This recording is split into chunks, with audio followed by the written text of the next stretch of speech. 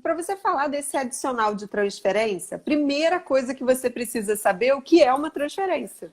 Porque para a pessoa pensar se tem direito ou não ao adicional, primeiramente ela tem que estar diante de uma transferência. Aí vamos lá no 469, no caput do 469.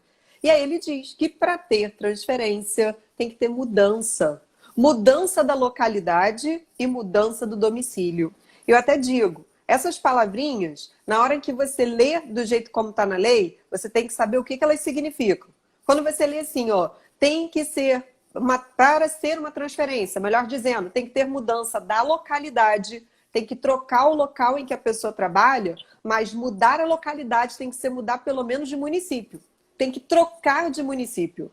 Então, daí eu já te falo, tem que trocar de município. Então, grava aí, hein? Localidade, leia-se município. Aí, quando fala que, além de mudar a localidade, também tem que mudar o domicílio, aí ele estava muito mais se referindo à residência do que domicílio. Então, ele tem que mudar o local em que ele mora por conta dessa transferência. Então, o que acontece? Vamos lá sinalizar, né? Às vezes o leigo vai lá e ele acha assim, você está sabendo que eu fui transferido? Aí quando você vai olhar, mudou de uma filial para outra, mas dentro do mesmo município, só mudou o bairro. E aí o que você já tem que saber? Você, como operador do direito do trabalho, tem que estar ligado, porque transferência tem que mudar a localidade. Localidade significa município. Então, se ele saiu de uma filial para outra, mas dentro do mesmo município, tipo de um bairro para outro, não é transferência, porque não preencheu um dos requisitos obrigatórios. Então, o que você, deve tirar daí? Ó, como a prof. Ana falou, imagina que a pessoa morava bem próximo da filial que trabalhava. Aí foi trabalhar em outra filial, mas num bairro assim bem distante, do outro lado da cidade, mas ainda dentro do mesmo município que seja, não tem problema.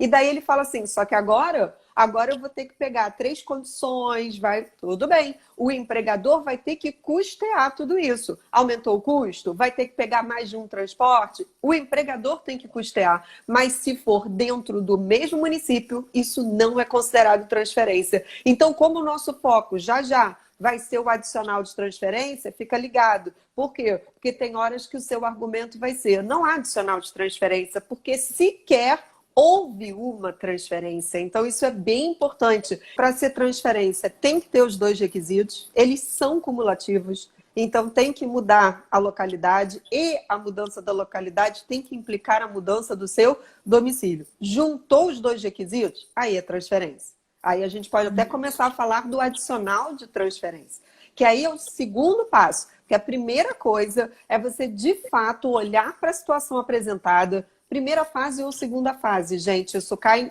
em tudo quanto é prova. A banca adora esse tema, né? Então, assim, eles transformam mesmo em casinhos concretos e dali você vai, ou numa questão da primeira fase, ou numa questão da segunda, ou parte de uma peça processual. Aí ele vem perguntando sobre o adicional de transferência. Aí você vai continuar no mesmo artigo que é o 469, só que você vai para o parágrafo 3º. Aí o parágrafo 3º diz que existe um adicional, chamado adicional de transferência. Ele equivale, lá no contra-cheque ou olerite do empregado, vai vir este adicional discriminado. Ele vai corresponder a um acréscimo de 25% sobre o salário. Mas o que vai acontecer? Esse adicional de transferência vem lá, discriminado, tudo certo. Mas você vai agora. Se você puder fazer agora, você já faz. Senão depois você deixa aí registrado. Vai olhar no 469, parágrafo 3º, o finalzinho do parágrafo 3º. Porque ele tem uma expressão que diz assim, o adicional é devido enquanto durar essa situação. Essa é a chave. Essa é a resposta. Essa é a dica para a hora que você tem que se posicionar. Me diz uma coisa. Quando eu digo assim para você, olha, eu vou lhe dar isso, mas só enquanto... Para por aí. Quando eu falo isso, eu vou te dar isso, mas só enquanto... Isso traz uma ideia de algo que é definitivo ou algo que é provisório?